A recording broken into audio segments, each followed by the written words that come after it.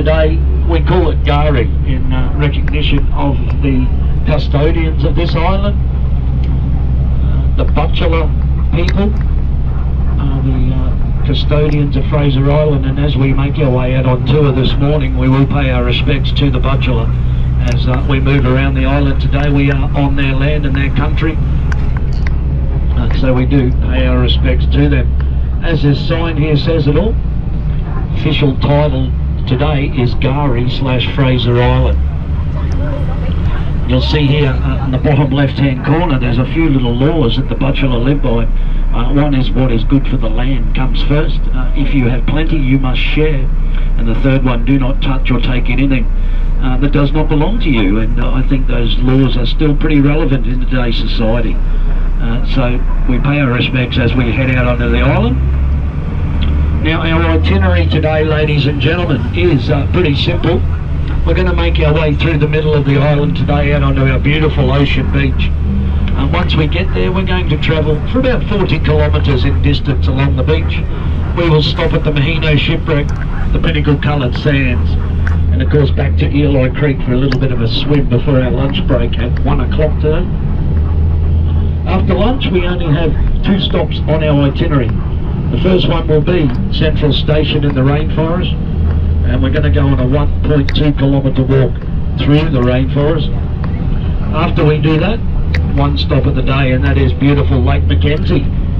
That'll be our last port of call today as we head up to the lake, and as I always do, whatever time of the day we have left, you have it at the lake. I always endeavour to spend an hour at least at the lake, so let's hope we can do that today. If you see a toilet today and you think you need to use it, I suggest use it. We don't have many toilets on Fraser Island, ladies and gentlemen. We have a tree for every occasion. We have pea trees, wheat trees and lemon trees, but not many toilets, alright? So get in and get your Fraser Island toilet experience, and it can be, I can assure you. Alright, so Fraser Island, what do we want to talk about? Who knows? I'll give you some statistics first up this morning. Fraser Island, ladies and gentlemen, it's approximately 123 kilometres long from the bottom of Fraser to the top. It's actually 2 kilometres longer at low tide. At its narrowest point, 5 kilometres wide. At its widest point, 22 kilometres. Gives us an average of 15 kilometres wide, over 184,000 hectares of sand. The highest point is Mount Barity. Mount Barity is approximately 244 metres above sea level. There's over 1,500 kilometres of roads around the island, and most of these roads originally cut out by the early timber workers. Year before COVID, they tell us we had nearly 500,000 visitors to this island, and with them came 95,000 four-wheel drive vehicles, so loving the island to death pre-COVID. Now, all this sand here on Fraser Island, would you believe scientists have predated the sand here to over 500 million years old? And you're all going, how did they work that out? Well, it's pretty simple. By measuring the age of the zircon grains within the sands here, zircon makes up 1% of the sand on Fraser Island. They have established all this sand originally comes from a massive mountain range that existed on our planet over 500 million years ago, sorry. That mountain range, if you fast forward to 200 million years ago, started to break apart and erode. Of course, as the mountain ranges eroded on the supercontinent, they spread vast quantities of sands across the regions we know today as South America, Africa, India, Antarctica, Australia, all got their fair share of the sand. Now here in Australia, they tell us Australia was the last to separate from that massive supercontinent years ago. They called Gondwana land, and that was about 45 million years ago. Australia became its own entity, and of course we brought all the sand with us. Now Fraser is only 2 million years old itself. Although the sand here is over 500 million years old, Fraser is only 2 million years old. So only 2 million years ago had the sand built up enough beneath the ocean to break the surface of the ocean and start to form this island.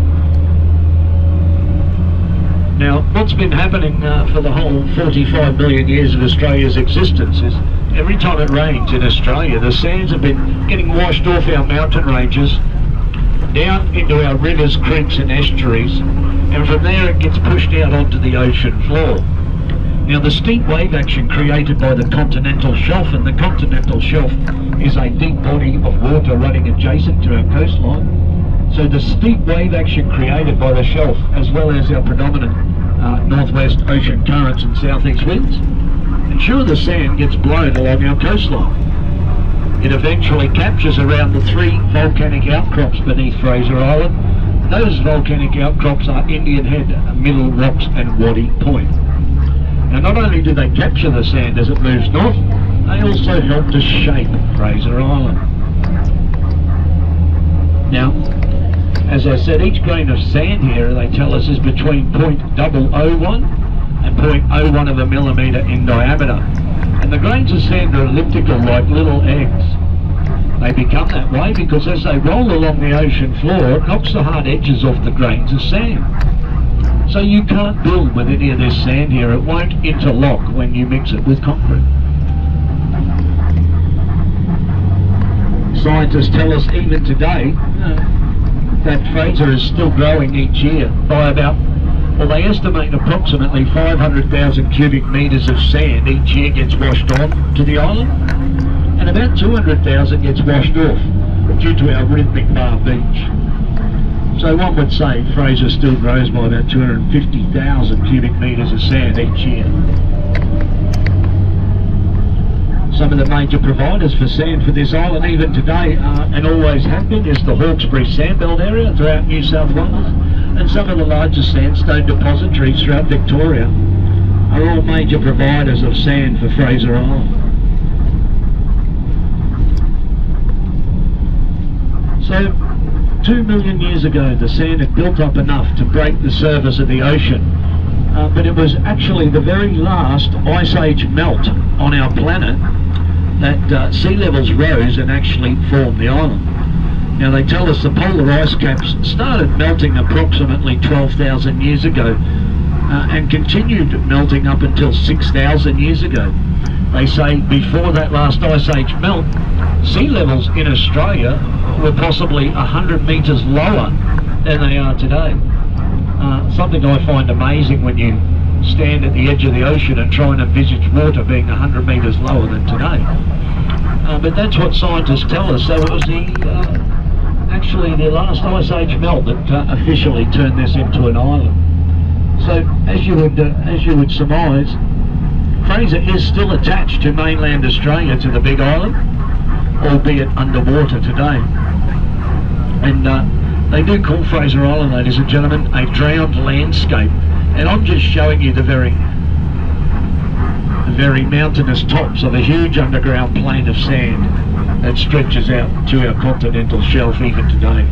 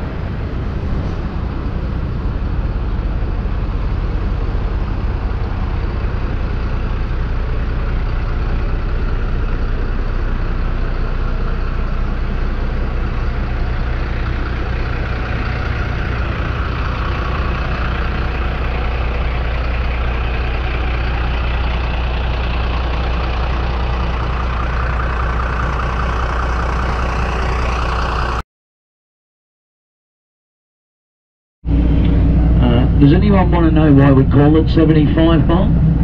I hope not. Anyway. But I mean, look, what a day out here. How good is this? That's the Pacific Ocean there on your right. Have a look at it. Beautiful. See that speck in the distance? That's New Zealand. No, it's not. It's not that good a day. I'm joking. But I do have a quiz. If you head off this beach right here, right now, in a straight line, and don't alter course, what is the first landmass you'll arrive at? Did someone say Chile? They'd be right if they did.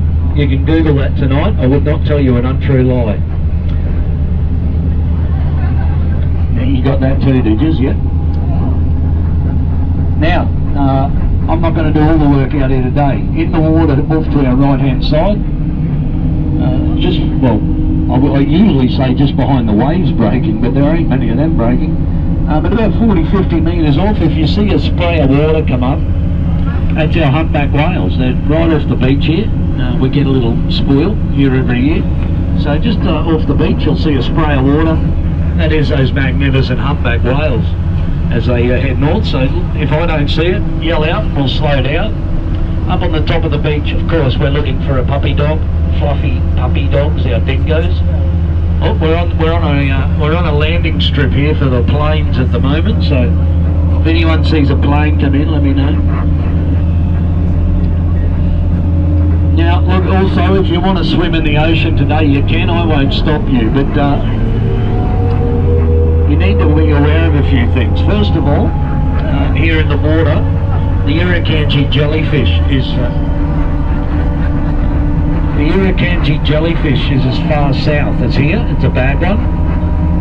Very strong undercurrents in the water, and of course, no lifesavers along our beach anywhere, ladies and gentlemen.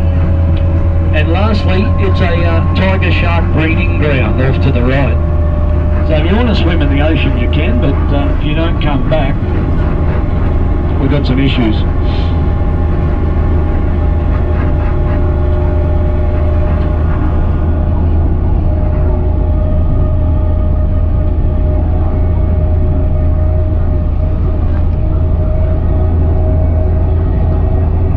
Those nutrients in the dune sequences I spoke about, vegetation-wise for Fraser, life starts here at the beach. They tell us it takes approximately 16 km/h winds to blow an individual grain of sand onto our beach. Each individual grain of sand has a very thin coating of what we call sesquioxides. Sesquioxides are silica, aluminium, potassium, iron, calcium, all the ingredients needed to start vegetation life. And it's out here, the beach grasses, so the beach spinifex, the angular goat's foot type grasses, they will strip the grains of sand of those sesquioxides and start to grow.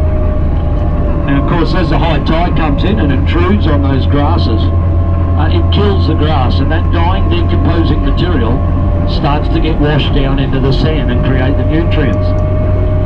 Behind them, sheoak, pandanus, willow trees. Once again, the process continues. The leaves fall off the trees, falls into the sand, and the nutrient layers slowly increase as you make your way inland. So essentially, vegetation-wise, life starts here on the ocean beach for Fraser Island.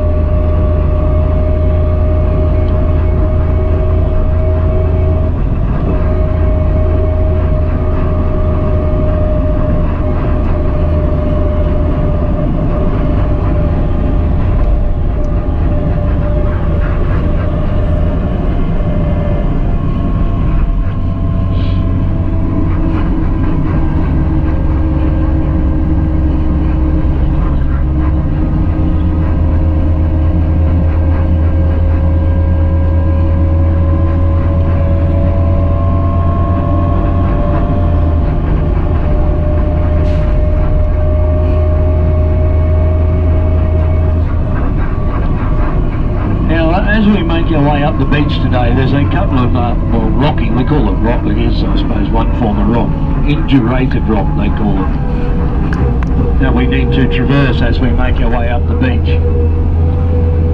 Now, indurated or coffee rock, essentially, is formed that the nutrient layer in the sand is so fine that a grain of sand can't make it through the nutrients. nutrient layer and forms this coffee rock. If you break a piece off, put it in water, it will stay in water the same colour as coffee, hence coffee rock. So there's two lots. We'll make our way either over or around as we make our way up the beach this morning.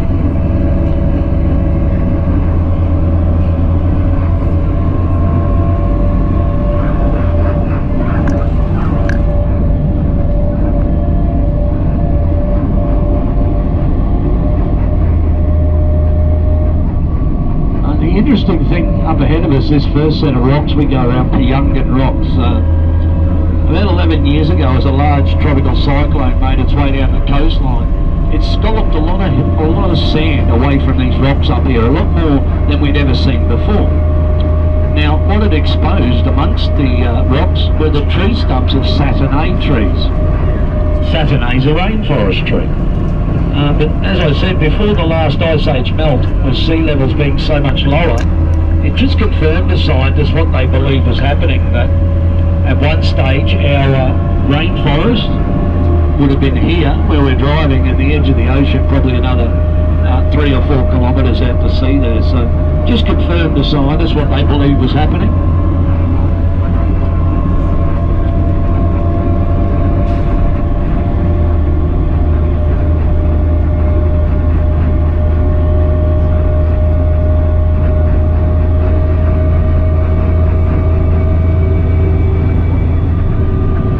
This on the beach, a sea eagle. Is it a big sea eagle or a kite up here, or a hawk? Look at the size of this bird on the left up here. I think it's one of our sea eagles maybe, I'm not sure.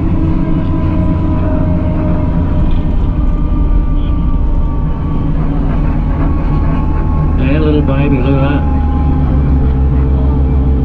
Beautiful animals.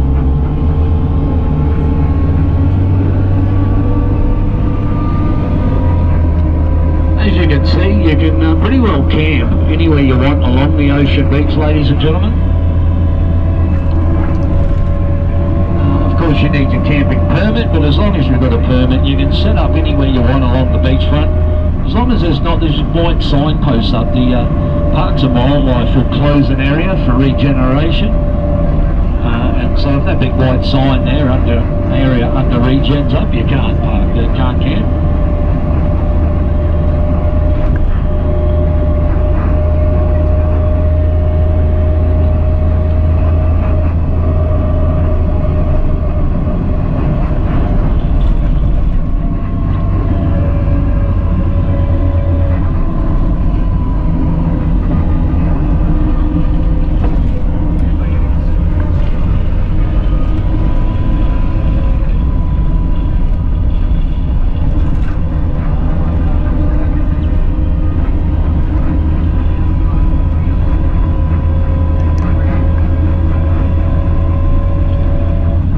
Ladies and gentlemen, it's a cracking day out here. Have a look at it. It's, you can't ask for Fraser Island any better than this, ladies and gentlemen, I can assure you.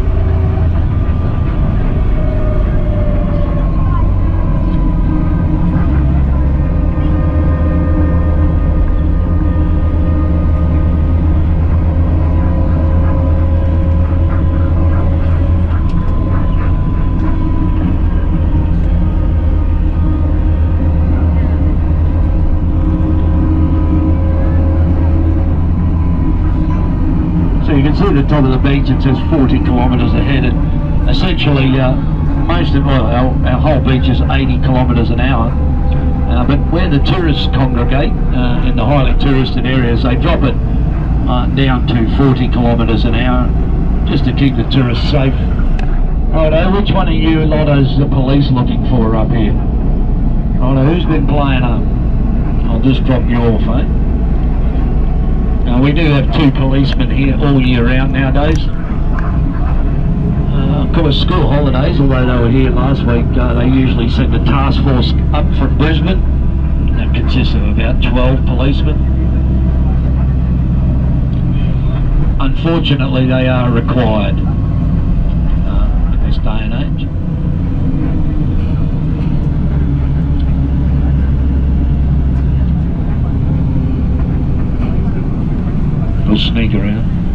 Fitzy, thank you, sir. Lovely gentleman, our Fitzy.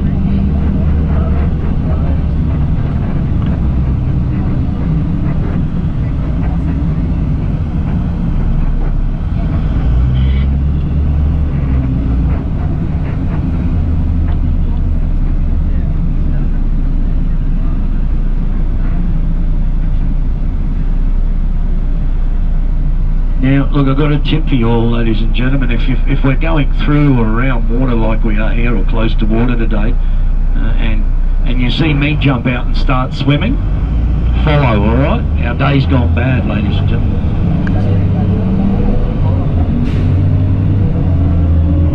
Now, I didn't mention earlier, those runways back there, every day our company works in conjunction with another company on the island. We call Air Fraser. They've been operating for 30 years, taking off and landing on the beach and doing joy flights. So every day where we can, we work in with Air Fraser. So if anyone's feeling a little daring and more importantly wants to see the whole of Fraser Island in one day, hopefully at some stage up the beach here we'll be able to offer you that opportunity in the way of a joy flight over the island if you want. It doesn't impact our tour, you don't miss any of our stops. I simply drop you off on the beach where the planes are, and then I'll drive up the beach. You'll fly up the beach and we'll meet you at the next runway. So any part of the beach you miss going up, you're going to see coming back down for lunch. But anyway, we'll see what happens. Like, I don't always guarantee it, but if we can, we will offer you that chance at some stage. Hopefully. Righto, let's get going. Now, animals on Fraser Island, of course, plenty of human types, but there are a wide and varied variety of animals. Look, here's what we don't have, okay? So we don't have kangaroos, we don't have emus or koalas, so those top three Australian animals we don't have. Now the reason for that, kangaroos and emus need flat, open, grassy plains to feed and graze. There's no flat, open, grassy plains on this island. So that's the reason kangaroo and emu aren't here. Koalas, now, we do have the eucalyptus that the koala eats. But they say, due to the large areas of swamp and salt marsh on the inside of Fraser and even some areas mainland Australia, the koala never cross those areas due to a lack of food, a lack of eucalyptus. As I said, we have the eucalyptus here they eat, but they tell us the large areas the koala had to cross without food is the reason they are not here. But we do have 48 marsupials in total. Of course we have wallabies, so we've got small birds, we've got swamp and rock wallaby. So we have those, we have bandicoots, possums, malamites, just to name a few. Bird life, 354 recorded bird species here on the island. Now, when I say recorded, it means that not all of them are here at the one time, or even at all, really. The best example I can give you, about probably 6 years ago now, we had a pelican wash up on our beach. Not a pelican, sorry, a penguin, sorry, my bad. So a penguin got washed up onto our beach 6 years ago. Hopefully we'll never see a penguin here again. He was miles off course. But that's a recorded bird species, yeah, a penguin. Alright, so that's the best example I can give you. Although we say 354, they're not all present. Where am I going here? Of those 354, 158 are found on the western side of the island predominantly, and I got that information from the Harvey Bay bird watchers there a while back. On top of that, 40 of them are migratory. So we've got 40 migratory birds coming as far away as Russia. We've got 3 endangered birds. So we have the little black-breasted button quail, the ground parrot, and the little tern, a migratory tern. They're all endangered on the island, so 3 endangered bird species. Like most of the east coast of Australia, we do have Australia's second largest raptor here, the white-bellied sea eagle. Magnificent bird. Can have a wingspan up to 2 metres wide.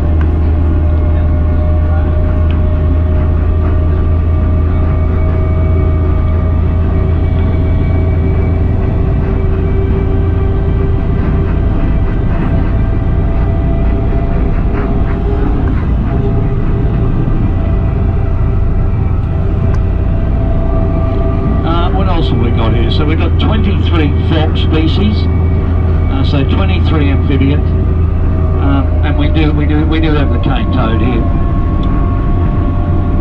We have 79 reptiles in total. 19 of those are snakes.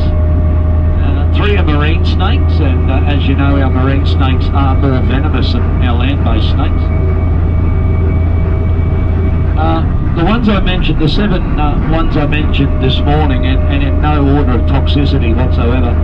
We got the death adder, the coastal taipan, the eastern brown, red belly black, tiger snake, eastern small-eyed in the rough scale. Should any of those snakes envenomate you, you've got to get some help, ladies and gentlemen. Invertebrates. Now, invertebrates are, well, they're animals without a backbone. 1,800 invertebrate species on the island, of which 200 of those are ants. So, you know, if you're into ants, we got an ant for every occasion. 200 of them.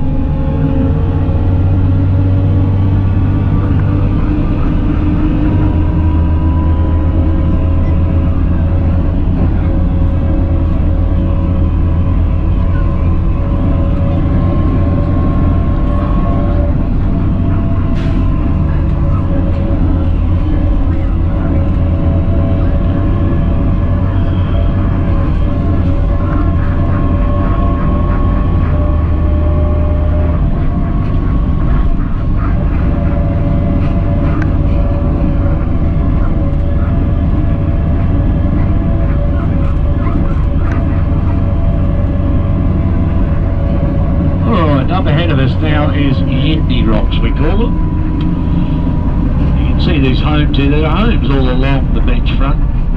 Nobody owns the land, alright? So all the land is leased, 99-year leases from the government, but they own one of the homes in there. I'm not sure which one, but one of them just sold for 1.3 million Australian dollars. That's pretty good for something you don't own the land.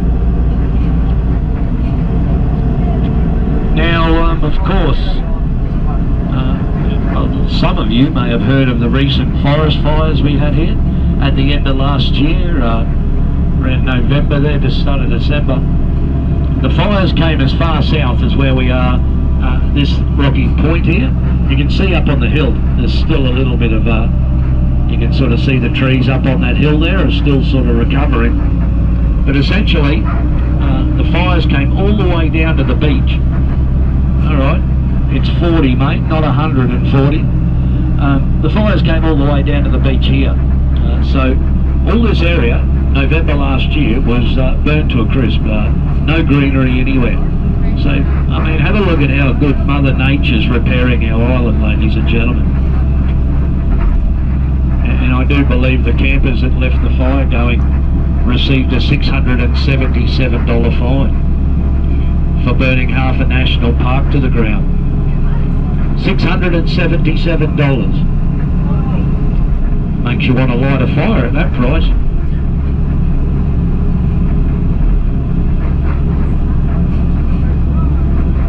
Now, just around this next little outcrop is a community we call Happy Valley, and Happy Valley, it was the first community established here on the island. A load of prominent businessmen set up fishing shacks here at Happy Valley. Back in about the 1920s. Oh, look at him hit this. Too fast, mate. Yeah, he got it. You can see that happening. Yeah, they set up fishing shacks here. And of course, it's gone on to be the little community it is here today, ladies and gentlemen. Happy Valley. I don't know how happy they are up there, but Happy Valley. Do you guys know why the tuna fish in Australia don't swim any further north than Townsville? Because they're afraid of cans. Oh, that's terrible. Sorry, I won't joke anymore. It's a dad joke, I know.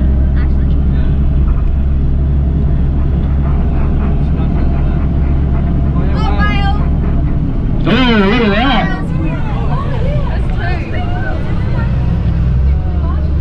Straight out of the water he came.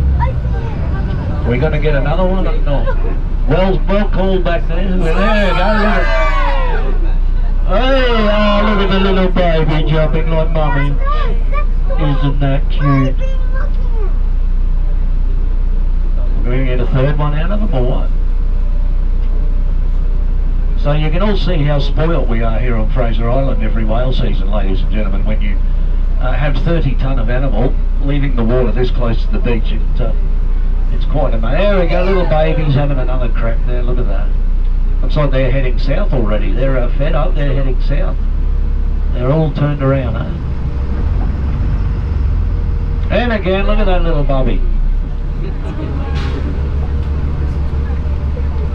You can all go and cancel your whale watch trip tomorrow now. Well spotted whoever that was. There he goes, look at him, still going.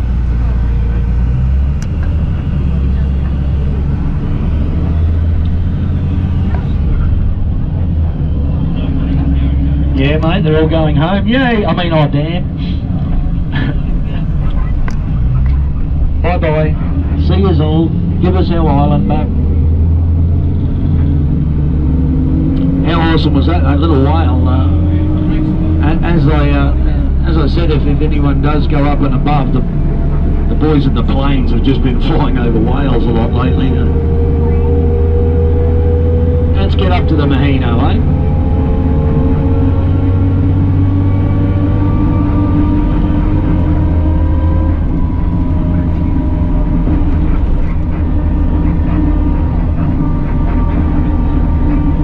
Keep your eye out, we should get some more whale action today, I hope. Can't see why not, it's a beautiful day out there.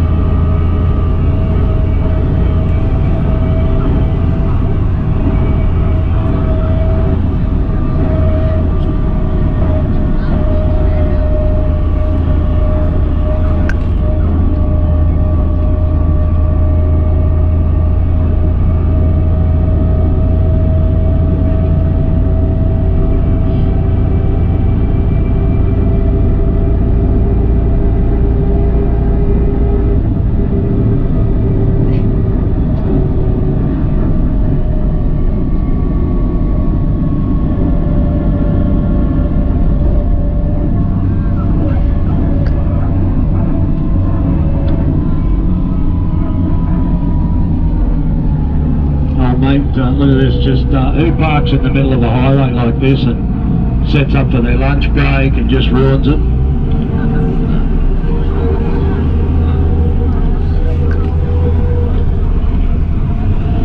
Yes, I'm sure if I was driving into Brisbane on the double lanes and just pulled up and knocked my table out and set up a cup of tea, I'm sure someone would have something to say about it. And the police do tell us they are technically obstructing a highway by parking there. Technically. Alright, here's Eli Creek on the left.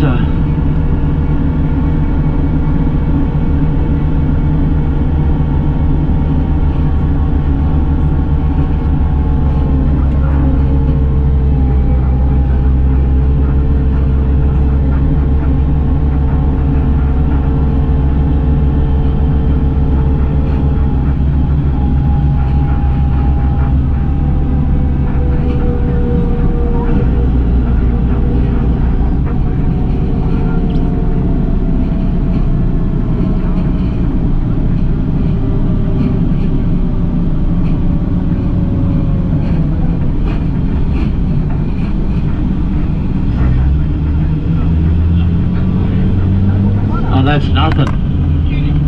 You come back at Christmas time, I'll show you people.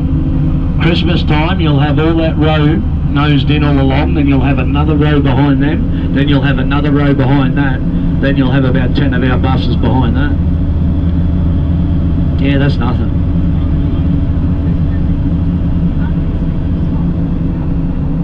Right, up ahead is the Mahino, the shipwreck of the SS Mahino.